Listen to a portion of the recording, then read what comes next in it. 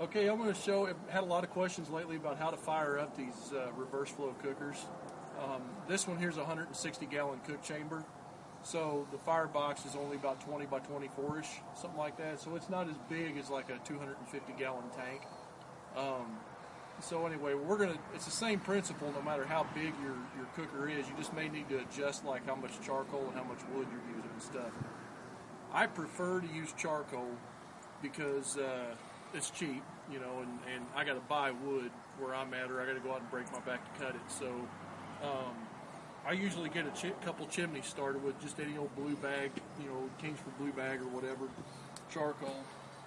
And you can either set these on newspaper and light the paper, you know, and get them started that way. Now that one's going to be in the way probably.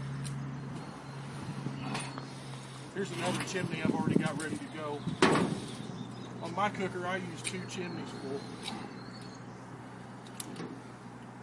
I just get a burner going.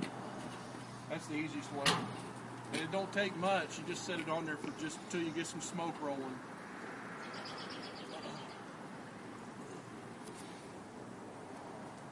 So you can start to see kind of the smoke starting to roll.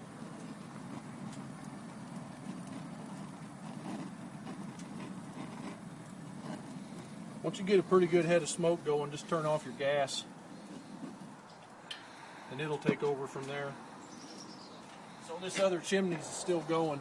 We're going to let them burn for just a little bit and we'll be right back. All right, this chimney here is done.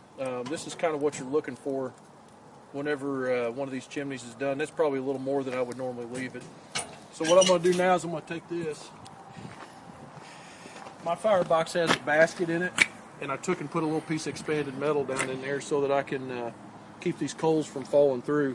You got to watch your hands when you do this because you get that fire come up out of there like that, you know.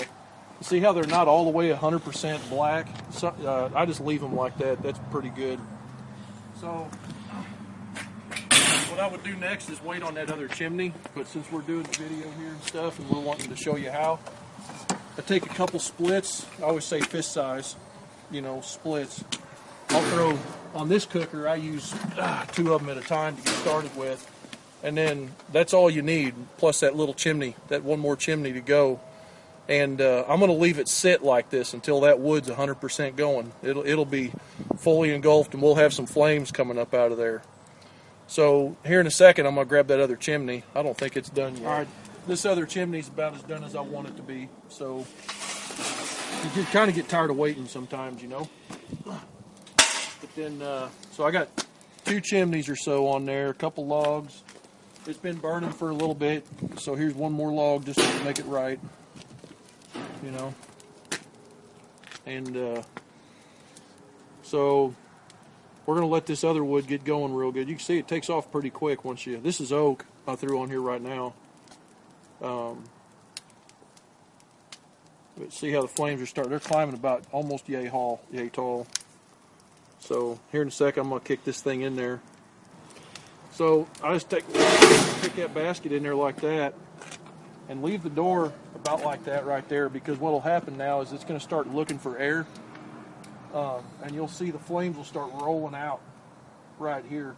When those flames start rolling out right here, then we know we got a good roaring fire going to get this cooker up to temp. So I've got both of my air inlets. I got 2 air inlets that are on the sides, and I got them both all the way open. And I got this door open, and my stack is open, and you can see it's already drawn out the stack. You probably can't see on the video because of the sun, but it's already drawn out the stack a little bit. And you're going to get some white smoke for a while, you know, until we get the fire get it right, you know. You want to make sure and do all this nonsense with this fire. You want to make sure and do it away from the grass, because you're always going to drop some charcoal or something, you know.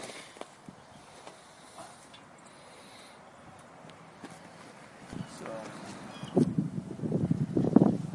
here, you get that? It's kind of hard to tell, but now we've got some flames creeping out the door. So at this point, our fire's going pretty good. So we're going to go ahead and, I don't know if you can see that or not. It doesn't do much. Once it does that, we're going to shut that door all the way. and let her go from here. So now we got this cooker dialed in pretty good, and we're starting to get mostly heat and then like some thin blue smoke out the top. And these thermometers are a little out of calibration, but we're running about 225 on the cook chamber.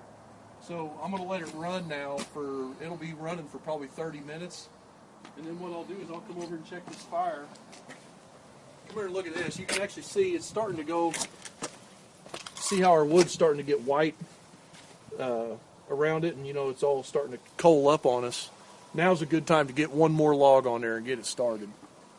Because you don't want to lose a bed of coals. Here pretty quick, that'll actually break down and it'll start flaking off, turning into coals and such. But so you do that about every 30 or 45 minutes. You just throw one or two of them little fist-sized splits on there and you'll be good.